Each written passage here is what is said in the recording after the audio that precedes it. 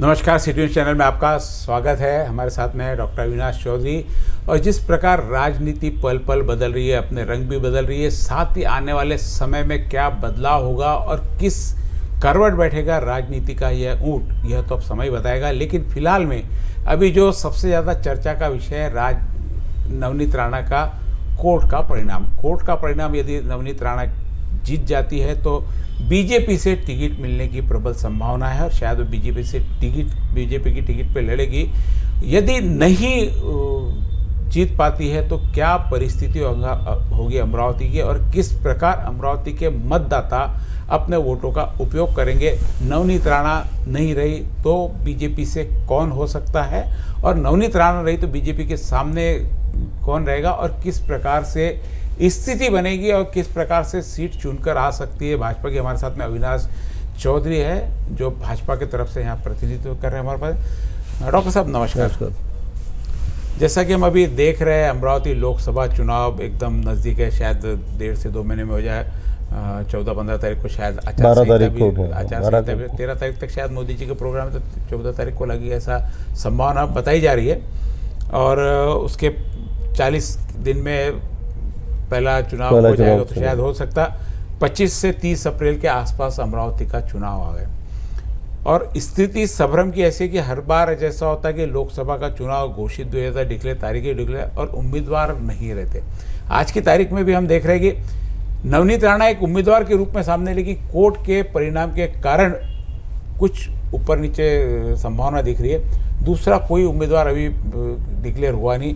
कांग्रेस से बलवंत वानखेड़े का चल रहा है और भाजपा से सिद्धार्थ वानखेड़े, जामठे का भी चल रहा है और भी दिनेश बुप का भी नाम, कई सारे नाम चल रहे हैं। ऐसे में यदि नवनीत राणा चुनाव कोर्ट का जीत जाती है, बीजेपी से खड़ रही तो क्या स्थिति रहेगी, क्या लगता है आपको? सबसे पहले तो ये कि अभी हियरिंग पूरा कंप्लीट हो चुका है जी, डिसीजन पेटी में बंद हो चुका है, उसको डिस्क्लोज करने का ही समय बाकी 12-13 तारीख के पहले दे देना आचार संहिता। और जहाँ तक के एक्टिविटीज़ का सवाल है, नवनीत राणा जी का और रवि भाऊ का एक्टिविटी भी उनकी बढ़ चुकी है जी। इलेक्शन की तैयारियाँ बढ़ चुकी है, खर्चे भी बढ़ चुके हैं और संगठन में भी पूरी ताकत झोंक रहे हो। तो उसको देखते हुए मेरे को लगता है कि रिजल्ट्स के उनको संकेत मिल चुके कि शायद वो केस जीत जाएगी। ऐसे कैसे मालूम पड़ सकता है? नहीं पर जी उनकी एक्टिव नहीं, जब वो डिस्कशन होता है तो वकील को उसका अंदाजा आ जाता है कि केस के रिजल्ट्स किनके फेवर में जाने हैं, इनके अगेंस्ट में जाने हैं। और ये लास्ट हियरिंग होने के कारण इसके बाद अभी कोई चैलेंज की कोई स्कोप नहीं है। और उनकी एक्टिविटीज़, उनके फेशियल एक्सप्रेशन, ये सब कुछ तो मेरे को, जहाँ तक कि फेस रीडिंग का बात है, मेरे को लगता है शायद उनके फेवर में जा सकते हैं। उनके अगेंस्ट में जाएंगे करके काफ़ी सारे लोग बोल रहे हैं, पर उनको भी उसके बारे में कुछ खास सोल्यूशन नहीं। वो बोल रहे कि 250 क्वेश्चनरीज है, उसके 250-260 क्वेश्चनरीज है, वो सब क्वेश्चनरीज उनके खिलाफ है। और I don't want to go into detail as far as the judicial part is concern. पर जहाँ तक कि इनकी एक्टिविटीज़ है, अगर इनके एक्टिविटीज़ में उनको अगर डिसीजन के बारे में कोई संदेह रहता तो शायद वो अपने एक्टिविटीज़ कहीं और शिफ्ट करते या एक्टिविटीज़ को रोक देते, खर्चे को रोक देते।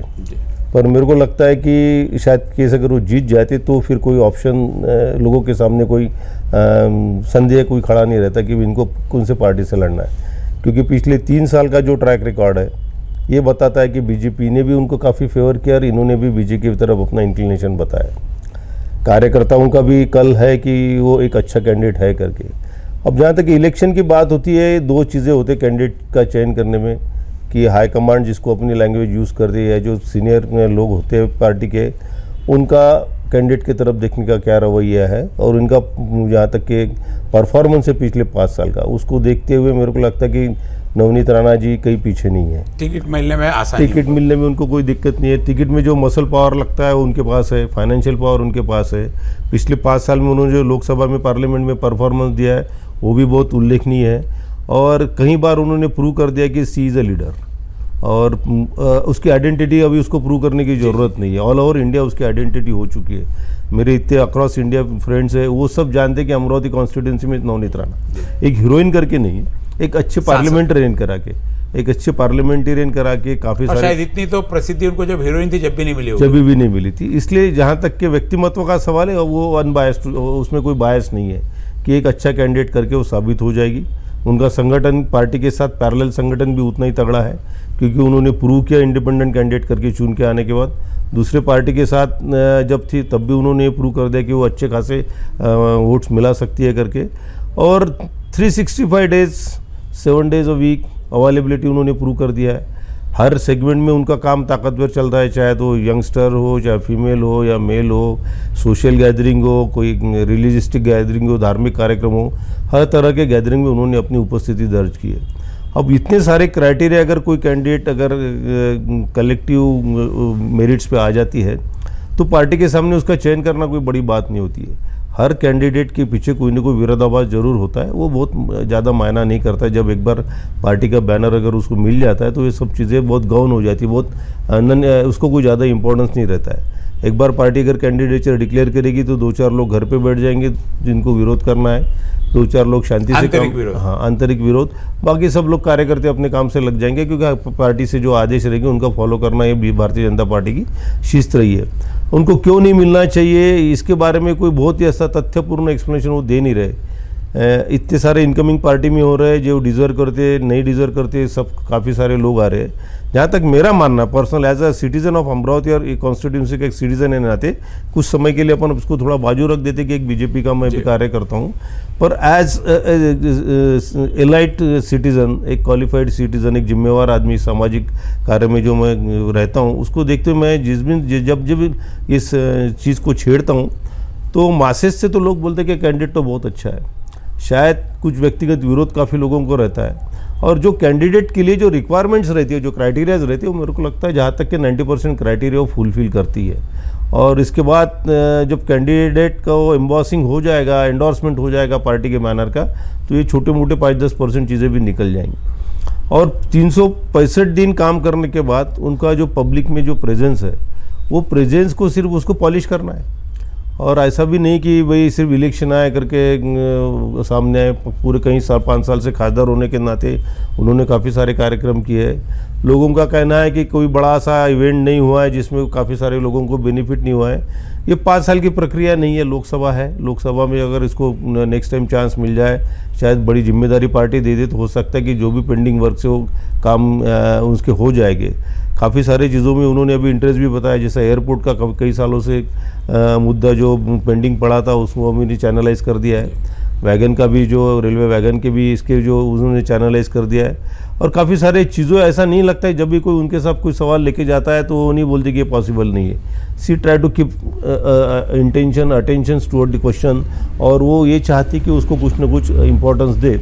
और लोगों की अगर कोई रिक्वायरमेंट जरूर है तो निश्चित तौर से वो ऐसा नहीं बताते नहीं कि उसको कोई इंटरेस्ट नहीं या नहीं कर सकती करके।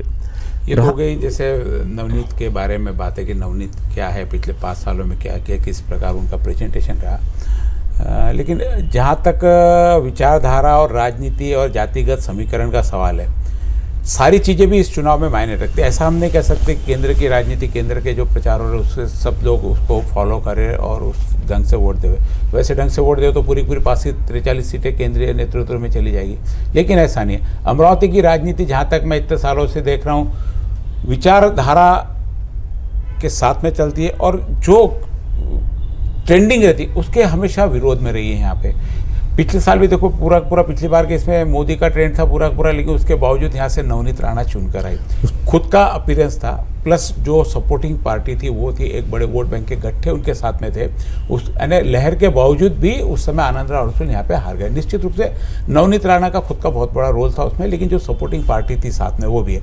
अभी ऐसा है कि जिस पार्टी से इनसे चुन के वो सारे के सारे विरोध में हो गए, और जिसके विरोध में खड़ी थी वो भी विरोध में। तो 3 तरफ से विरोध है। एक तरफ से खुद का जो पूरा का पूरा है, खुद का जो बनाया वो इमेज बनाया वो एक प्लस में है, लेकिन बाकी आप जातिगत समीकरण यहाँ पे इनकार नहीं कर सकते। जातिगत समीकरण रहेंगे यहाँ पे, वो सारी चीज़ें रहेंगी। काम सेकेंडरी बात है, कौन काम करता नहीं करता। यदि पिछले 10-12 आप टर्म की बात निकालोगे किसने क्या काम किया तो लिस्ट नहीं निकलेगी।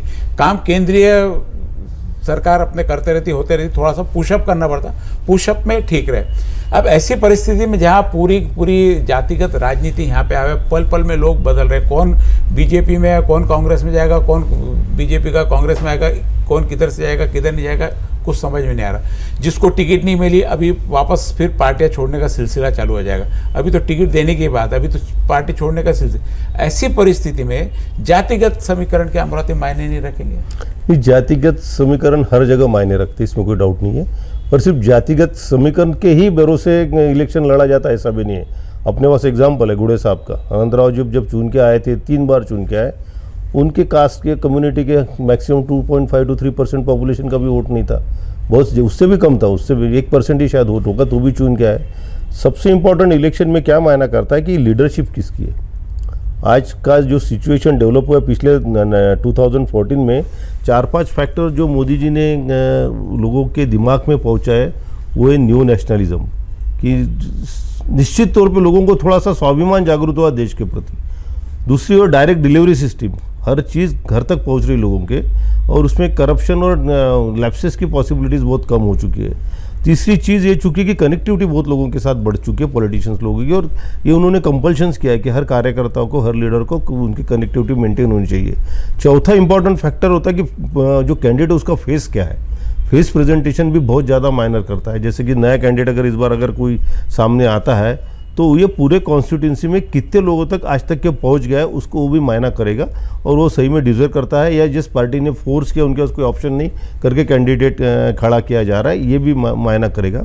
और मसल पावर, किसके पास फाइनेंशियल पावर, क्योंकि लोकसभा का जहाँ तक कि मेरा मानना है कि इलेक्शन अगर बहुत ज़्यादा ताकतवर इलेक्शन और आपस में तगड़ी फाइट होते, 40 से 50 करोड़ के बीच में इनके पर कैंडिडेट के एक्सपेंसेस हो सकते हैं। इतना जो अफोर्ड करेगा, क्योंकि आजकल हर कार्यकर्ताओं को गाड़ी चाहिए, हर कार्यकर्ता को जेब में पैसा चाहिए, हर कार्यकर्ता को प्रमोशन चाहिए, और ये सब चीज़ें चाहिए। ये कोई अगर फुलफिल कर सकता है तो शायद सकता कि उसकी जीत काफ़ी आसान है, अदरवाइज कहीं ना कहीं उसमें प्रॉब्लम हो सकती है। तो ये सब क्राइटेरिया मेरे को लगता है राणा दाम्पत्य या राणा फैमिली है जो नवनीत जी ये फुलफिल कर सकती है। फाइनेंशियली स्ट्रांग है, पार्टी का बैकअप है, 365 डेज़ की अवेलेबिलिटी है, और उसकी पर्सनल फिगर जो उसने जो डेवलप किया है, जो पर्सनैलिटी डेवलप किया है, बहुत सारी पॉपुलैरिटी उन्होंने गेन किया है, और अक्रॉस दी कॉन्स्टिट्यूंसी किया है। मैं पहले ही समझता था कि भाई 3 तरह के एक वोट बैंक होती है। एक बहुत इलाइट क्लास होता है जिसमें 30-35% के ऊपर वोटिंग नहीं होता, 25% वोटिंग होता है। दूसरा क्लास होता है मिडिल क्लास, जो आमतौर पे 40-45% के आसपास वोटिंग करता है। और तीसरा होता है स्लम डवेलर्स, स्लम, उसमें 70% के आसपास वोटिंग हो जाता है। तो इनके पास तीनों के लिए इस बार इलेक्शन में ये कॉम्बिनेशन जम के है कि जो फर्स्ट क्लास सिटीजन जिसको बोलते हैं अपन, जो इलाइट क्लास है, उन पे जो इम्पैक्ट है वो मोदी जी का इम्पैक्ट है। वो अभी न्यू नेशनलिज्म के कारण, कुछ हमारी रिस्पॉन्सिबिलिटीज़ के कारण, उनमें एक इंटरेस्ट डेवलप होने के कारण वो वोट ऑफ परसेंटेज बढ़ जाएगा, वो mostly in favour of BJP के जाएगा। दूसरा मिडिल क्लास है, वो वोटिंग आसपास 2-4-5% इधर हो सकता है, ज़्यादा हो सकता है, क्योंकि वो बहुत ज़्यादा बेनिफिशियल भी नहीं रहे, बहुत ज़्यादा लॉसेस में भी रहे। पर न्यू नेशनलिज्म नाम का जो कंसेप्ट, उसमें भी उनमें काफ़ी सारा चेंजेस पाया है। नए जो अभी 370 का जो हुआ खारिज हो गया, कश्मीर का जो स्टेटस है, श्री राम मंदिर का जो प्रॉब्लम है, बड़े बड़े न्यू कॉरिडोर्स जो हाँ हुए, उसमें कारण मिडिल क्लास थोड़ा इन्फ्लुएंस हो जाएगा, जिसके कारण वो भी 2-5% का जो एडिशन होगा वो इन फेवर ऑफ बीजेपी होगा। और जहाँ लोअर क्लास का जो बात है, जो अभी आज तक के बहुत सारा वोटिंग बीजेपी के अगेंस्ट में जाता था, उसमें मुस्लिम समाज, बुद्धिस्ट है, और बाकी समाज भी जो है, जो बिलो पॉवर्टी लाइन थे, उसमें मोदी जी के माध्यम से जो डायरेक्ट डिलीवरी सिस्टम हुई है, कि जहाँ तक जो भी है डायरेक्ट उन्हें जो अकाउंट्स खोले हैं, और जो अकाउंट में डायरेक्ट डिलीवरीज हो रही है, पैसे की डिलीवरी हो, सपोर्ट की डिलीवरी हो, और उसके कारण हो सकता है कि उनमें भी एक थोड़ा सा अवेयरनेस बढ़ चुका है। और सबसे इम्पॉर्टेंट बात है कि इतना बड़ा इलेक्शन है, देश का इलेक्शन है, तो नेशनल लीडरशिप बहुत मायना करती है। तो ये सब फैक्टर को देखेंगे तो मेरे को लगता है ये प्लस साइड में ही है, निगेटिव नहीं है। इंटरनल विरोध होने की पॉसिबिलिटीज़ बहुत कम है कि वो कुछ दिन तक रहेगा, क्योंकि इनके आपसी मतभेद के कारण होता है। पर जहाँ तक कि जब कैंडिडेचर डिक्लेयर हो जाएगा, मेरे को लगता है सब लोग भूल जाएंगे, और जब ऊपर से हाई कमांड से या पार्टी लाइन से रिस्पॉन्सिबिलिटीज़ आ जाएगी तो उसके साथ कोई वे आउट नहीं रहेगा। और जहाँ तक कि इनका पर्सनल अचीवमेंट की बात होगी, एक मैं बार बार लोगों को बोलता कि जितने भी जगह मैंने नवनीत जी को देखा है, जो भी गैदरिंग मैंने देखा है, उनके वहाँ से घुल मिलने की बहुत पावर्स है, हो जाती है, वहाँ पे घुल जाती है, मिल जाती है। एक एटीट्यूड नाम का जो चीज़ रहता है, जिससे लोगों को बहुत नफरत होती है, वो एटीट्यूड उन्होंने कभी बताया नहीं है। इवन कहीं दूर से अगर किसी को आइडेंटिफाई करते तो 4 कदम आगे चल के वो मिलने जाती है। ऐसा नहीं एक्सपेक्ट करती कि मैं खासदार हूँ, वो सामने मेरे से मिलने आना चाहिए। ये मैंने पर्सनली भी एक्सपीरियंस किया, काफ़ी लोगों ने भी एक्सपीरियंस किया। एक छोटा सा एग्जाम्पल मैं कोट करना चाहूँगा, जो इलाइट क्लास का जैसे फीमेल गैदरिंग होते हैं, उन गैदरिंग में नवनीत जी के साथ सेल्फी निकालने के लिए और उसका एक डीपी लगाने के लिए भी बड़ी चढ़ावड़ लगती। कई समय तक लोग उसके साथ फोटो निकालने में, सेल्फी निकालने में रहते। इसका मतलब ये कि उनके साथ उनको कोई ऑब्जेक्शन नहीं है, रादर अटैचमेंट है। और इसको वोट में कन्वर्ट करना कोई बड़ी बात नहीं। तो मैं बार बार ये बोलता हूँ कि जहाँ तक कि अपना 18 लाख 18.5 लाख का इस बार का वोटिंग है, उसमें आप 48 to 49% फीमेल वोटिंग पकड़ोगे, 52% मेल वोटिंग पकड़ोगे, तो 9 लाख का आसपास फीमेल वोटिंग है। और उसमें अभी तक के वोटिंग कम होता था, इस बार देखोगे कि फीमेल वोटिंग बढ़ने के पॉसिबिलिटीज़ है। 60% जो दोनों 14 और 19 का अगर आप वोटिंग देखोगे, 60% एंड 61% हुआ है। 60% वोटिंग अगर फीमेल का पकड़ते हो आप इसमें, तो 9 सका 54, 5 लाख के आसपास वोटिंग हो जाएगा फीमेल का। उसमें इनको 60 to 70% के ऊपर वोटिंग मिलेगा। तो 3 लाख तो फीमेल वोटिंग के भरोसे ही क्रॉस कर लेते, जहाँ तक मेरा अजम्पशन 3-3.5 लाख फीमेल वोटिंग इनके फेवर में जाएगा। और ये फीमेल इलाइट क्लास शहर का हो, जैसे आप बड़े बड़े सेंटर देखोगे, अमरावती है, अचलपुर, परतवाड़ा, दरियापुर, धारनी प्रॉपर, और इंटीरियर के, क्योंकि अचलपुर ऑनवर्ड इनका बहुत ज़्यादा काम है आदिवासी एरिया में। कई सालों तक इन्होंने काम किया है, और काम लोग बोलते हो देखा हुआ है, पर जाके हर फेस्टिवल उनके साथ मनाते हैं, तो उसको आप नज़रअंदाज नहीं कर सकते। तो उसमें फीमेल वोटिंग मेरे को लगता है बहुत ज़्यादा हो जाएगा। इस कॉन्स्टिट्यूंसी में आदिवासी वोटिंग बहुत है। उस आदिवासी वोटिंग पे अभी तक के कांग्रेस का, राष्ट्रवादी कांग्रेस और इन लोगों का बड़ा दबदबा था, क्योंकि इन्फ्लुएंस हो जाते थे पैसे से, दारू से, मसल पावर से।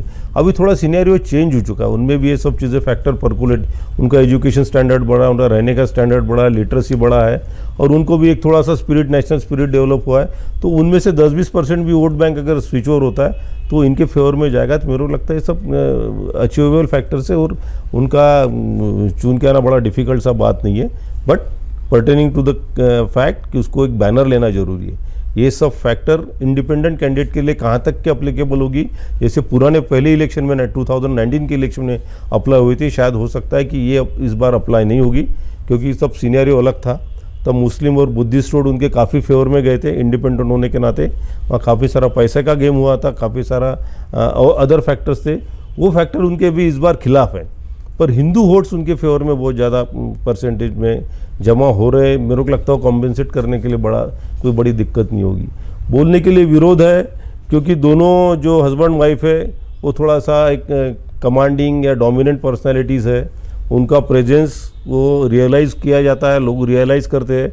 तो साथ में जो लोग काम करते हैं उनको थोड़ा सा एक निगेटिव इन्फेरेटिव फीलिंग आता है कि भाई हम तो इतने सालों से काम कर रहे हैं, हमको लोग परस्यू नहीं कर रहे। तो दैट इज़ वो पर्सनल पॉपुलैरिटी की बात है। उनकी एक पर्सनैलिटी जो ब्यूटी है, जो उन तरह का उनका लाइफस्टाइल है, उसके साथ लोग अट्रैक्ट करते हैं, और वो कई सालों तक इन लोगों के साथ मिले जुले काम करते आए हुए। तो मेरे को लगता है कि वो मैटर करेगा इस इलेक्शन में। आपने जो सारा बताया, पूरा एक केंद्र से संबंधित राष्ट्रीय नीति जो चल रही है उसके संबंधित सारा यहाँ पे अपने एक्सप्लेनेशन किया। मैं बता रहा था कि अमरावती में जातिगत समीकरण, आपने जैसे महिला पुरुष में 2 भाग कर दिया कि 60% महिला सीधी उसमें 60% में मुस्लिम महिला में बहुत महिलाएं भी है, मराठा महिलाएं भी है, सारी महिलाएं। यहाँ पे समीकरण जिस प्रकार से आप बता रहे कि इसकी पॉपुलरिटी बाकी चीज़ में कहीं पर भी आड़े नहीं रही। शिवसेना यहाँ पे इसकी पूरी विरोध में। शिवसेना के पास में हिंदू वोट है, कांग्रेस के पास में भी अपने हिंदू वोट है, वंचित के पास में भी अपने हिंदू वोट है, एससी में भी अपने हिंदू वोट है। इन सब चीज़ों में ये कांग्रेस के पास में भी, शिवसेना के पास में भी, वंचित के सबके पास में वोट है। इन सबके आपको क्या लगता है कि ठीक है हम शहर की महिला सोच सकते हैं कि इंडिपेंडेंट अपना सोचती, लेकिन ग्रामीण में जहाँ पूरा परिवार रहता है, पूरा कुनबा रहता है, वहाँ पे मुखिया होते हैं, घर के मुखिया जो बोले वो होता है। तो वो मुखिया को भी क्या ये कन्वर्ट कर पाएंगे अपने पर? क्योंकि मैं एक घर की, एक गाँव की घर की बात करें, शहर की महिलाएं इंडिपेंडेंट निश्चित रूप से आपकी जो उनके साथ में सेल्फी खिंचाना है, यहाँ महिलाओं के प्रोग्राम होते हैं, ये सारे होते हैं, उस प्रोग्राम में रहते हैं। अभी इन्होंने पूरे अमरावती अपने लोकसभा मतदार संघ में सब जगह हल्दी कुंकू का प्रोग्राम भी, सब जगह 3000 से 5000 7000 तक भीड़ सब जगह आई, काफ़ी कुछ ये रहा। लेकिन क्या वो वहाँ पे आने वाले हल्दी कुंकू में आने वाले सारे वोटर्स रहते हैं? नहीं, वोटर जरूर नहीं रहते होंगे, और उसमें काफ़ी तक वोटर तो जरूर रहते भी है, क्योंकि आपने देखा होगा कि अगर अयोध्या के लिए अगर ट्रेन जा रही है तो उसमें सिर्फ हिंदू बीजेपी के लोग नहीं गए, बाकी लोग भी गए हुए, क्योंकि उनका भी कुछ एक अट्रैक्शन था, उनकी भी एक श्रद्धा थी और वो उसको मैटर करता है। तो इसलिए मैं समझता हूँ कि हिंदू वोट का जो पोलराइजेशन हो रहा है इस बार, वो बहुत ज़्यादा मात्रा में होगा। उसमें पार्टी का बैनर, कांग्रेस का बैनर, कांग्रेस के जो वो बोल रहे कि नहीं हमारे वोटर हिंदू होने के बाद भी उनका स्विच ओवर बहुत ज़्यादा मात्रा में होगा। इसलिए हिंदू वोटर ये को पूरे देश की स्थिति, अमरावती की स्थिति नहीं, ये तो हर ये अप्लीकेबल एवरीवेयर है, it is applicable everywhere, even Tamil Nadu जैसे कंट्री स्टेट में भी इस बार एप्लीकेबल होगा। पिछले बार से इस बार यानी बीजेपी की सीट जो 400 पार का नारा लगा, आपको क्या लगता है 400 पार कर जाएगी? नहीं, 400 पार का नारा होगा कि नहीं, विथ अलायंस तो हो जाएगा या आसपास पहुंच जाएंगे। मेरा जहाँ तक एक छोटा सा, मैं जिस 10-15 दिन से इसको पूरा एनालिसिस कर रहा हूँ बैठ के, मैं समझता हूँ कि 325 के आसपास प्लस माइनस 10-15 बीजेपी इंडिपेंडेंट खुद के बैनर के बीजेपी अलायंस छोड़ के, और 50-60 का अलायंस पकड़ के इतनी सीटें पार करना कोई बड़ी बात नहीं है। सबसे इम्पोर्टेंट प्रॉब्लम अपोजिशन के का साथ ये कि उनके पास लीडरशिप फेस नहीं है, उनकी कुछ खास नीति नहीं है। जिस तरह से काम चल रहा है, जिस स्पीड से काम चल रहा है इंडिया अलायंस का, बहुत ही स्लो है।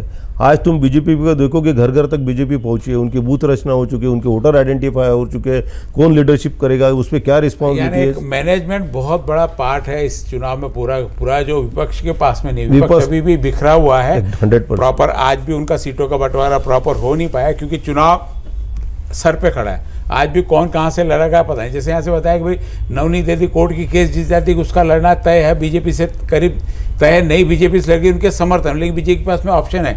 लेकिन सामने वाले के पास में अभी भी दिनेश बुक खड़ा रहेगा, राहुल गढ़पाड़े खड़ा रहेगा, या वो बलवंत जी वानखड़े, कौन खड़ा रहेगा अभी पता नहीं। तो ये चीज़ों का सारा आपके हिसाब से कि इन सब चीज़ों का मतदाता पे फर्क पड़ेगा कि इनका कोई अभी 100% क्लियर चीज़ ही नहीं है, और ये कम से कम सामने क्लियर, लेकिन फिर भी अल्पसंख्यक वोट है, निश्चित रूप से पूरी तरह से खिलाफ है। क्योंकि उनका कहना है कि हम हमारे द्वारा चुन के गई थी, इन्होंने हमारे साथ में गद्दारी की, वो भी थी। कहीं पर इनका सदन में बोलने में आया, कहीं जलील को बोलने में आया, तो इन कारण भी जो कुछ परसेंट में इनके फेवर में भी हुई, जैसे आप बता रहे कि महिलाएं भाई फेवर में हुई, वो भी इसलिए कि ये 2 बार के कारण वो शायद मेरे ख्याल से पूरा वन साइड हो गया। उसको देखते कि हिंदू वोटों का पोलराइजेशन होगा, ऐसा बोलना है आपको? नहीं, हिंदू वोटों का पोलराइजेशन के लिए मल्टीफैक्टोरियल बात है। जिस तरह से जातीय तनाव बीच में आपने देखे, हमने एक्सपीरियंस किए, स्पेशली अमरावती में एक्सपीरियंस किए, इसलिए जो भी लोग काफ़ी बार ऐसे बोलते कि हम बहुत रिलीजन्स पे भरोसा नहीं करते, वो रिलीजन पे भरोसा करने लग गए। काफ़ी सारे लोग ये बोल रहे कि नहीं, this is the requirement of the time, अभी हमको संगठित होने की ज़रूरत है। एक ग्रुप था जो पहले से संगठित था, एक ग्रुप था जो अपने आप को नाइदर लेफ्ट नॉदर राइट मानता था, नहीं भी हम रिलीजन को ज़्यादा इंपॉर्टेंस नहीं देते, वो कोई जो मायना नहीं रहते, पर वो सफरर वो भी रहे उन दरमियान। इसलिए उनका ये कहना रहा कि नहीं भाई, बहुत इनोसेंट लोगों की तरफ इनकी तकलीफ, जो भी फलाना प्रॉब्लम्स हो रहे, तकलीफ हो रही है, तो हमने भी संगठित होना जरूर है। हमारे भी अधिकार है कि हमने भी हमारे धर्म का प्रचार करना चाहिए, हमारे राइट्स है, और हमने उसको उसके तरफ कंसंट्रेट करना चाहिए, हमारे बच्चों को भी वो सिखाना चाहिए। धर्म का उपयोग भी राजनीति में हो जाएगा, 100% हो जाएगा, 100%, उसमें कोई डिनाई नहीं कर सकते। धर्म का उपयोग बहुत ताकत से होगा, और मेरे को लगता है कि उसका बहुत असर पड़ेगा, 100% पड़ेगा।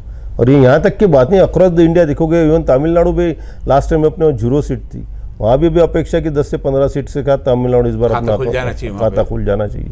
तो जो अभी आप नीचे जाओगे, साउथ में जाओगे, साउथ में जो अगर नंबर ऑफ सीट्स देखोगे, जो निग्लिजिबल सीट्स थी, काफ़ी सारे स्टेट से वहाँ तो अकाउंट भी नहीं खुले थे। ईस्टर्न पार्ट में देखोगे, 7 सिस्टर स्टेट में देखोगे, वहाँ 11 में से अच्छे खासा था, अच्छी 6-7 सीट थी, उसमें भी और बढ़ोतरी हो सकती है। बंगाल में, वेस्ट बंगाल में अपने पास इस बार अच्छे सारे सीट्स आ सकते हैं। तो जहाँ जहाँ सीट्स कुछ जगह कम हो रहे हैं, जैसे हरियाणा अपने 10 के बाद 10 थी, हो सकता है कि वहाँ थोड़ा सीट कमज़ोर हो जाए, पर वो कम्पेंसेट पंजाब में हो जाएगा। जैसे कुछ स्टेट से जहाँ थोड़े से अच्छे नहीं है, अभी लोग फेवर में नहीं है, किसान कुछ जगह खुश नहीं है, तो वहाँ का जो कम्पेंसेशन है, मेरे को लगता है इस बार हम साउथ में कम्पेंसेशन हो जाएगा। जहाँ तक कि महाराष्ट्र का सिचुएशन है, महाराष्ट्र में काफ़ी सारा केओस रहा है पिछले लास्ट 5 ईयर से।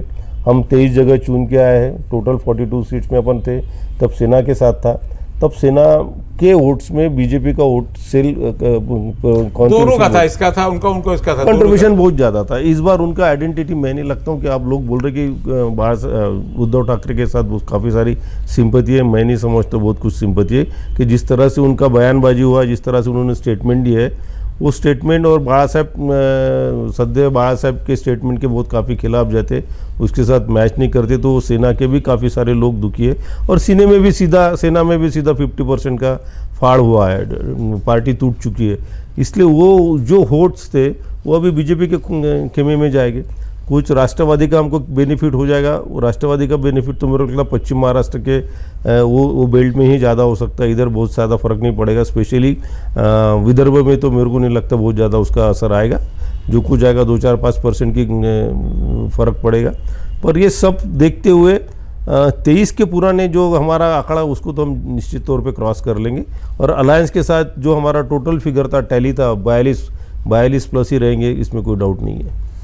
अविनाश जी चौधरी, निश्चित रूप से पूरे राष्ट्र की राजनीति को अमरावती में इन्होंने पूरी तरह समाहित कर दिया कि जिस प्रकार पूरे देश में राजनीति चल रही उसका असर अमरावती में सीधा सीधा होगा। हालांकि अमरावती में जातिगत समीकरण बहुत आसान नहीं है, लगता है जिस प्रकार से डॉक्टर साहब बता रहे हैं कि नवनीत राणा की, लेकिन बहुत रहा आसान नहीं है। क्योंकि पिछली बार के यदि वोट का कैलकुलेशन करें, पिछली बार ठीक है कुछ फैक्टर्स बदले हैं, लेकिन पिछली बार के वोट का कैलकुलेशन करें, जिस मतदार को लेके वो नवनीत राणा चुनकर आई थी और जिसके अगेंस्ट में चुनकर आई थी, उनका भी वोट इनके पास में नहीं है, वो भी वोट पलट गया। तो सारा इतनी सारी चीज़ों के गैप, क्या एकमात्र कमल का चिन्ह लगाने से पूरी गैप खत्म हो जाएगी, ये तो अब आने वाला वक्त बताएगा। सबसे पहले तो राह देखनी है कि कोर्ट का परिणाम क्या होता है। एक महत्वपूर्ण जानकारी और पूरे देश की राजनीति के साथ में अमरावती की सीट किस प्रकार से आती है, इसका एक सटीक कैलकुलेशन यहाँ पे डॉक्टर साहब ने किया। अमरावती का बेसिकली इम्पोर्टेंट इसलिए कि वो नेशनल इम्पोर्टेंस के लिए सीट हो गई है। जी।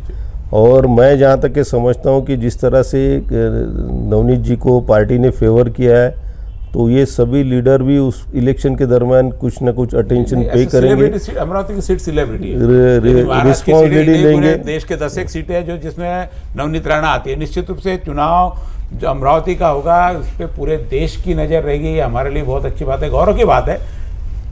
चुन के आना नहीं आना ये अगली बात है, लेकिन पूरे देश की नज़र अमरावती की नवनीत राणा की सीट पर रहेगी। देखते हैं आने वाले समय में क्या होता है। सवाल मैं छोटा सा क्वेश्चन को सिर्फ लोगों के सामने रखना चाहता हूँ, अगर वो नहीं चाहिए तो क्यों नहीं चाहिए, इसके बारे में आपका उसका सॉलिड एक्सप्लेनेशन है।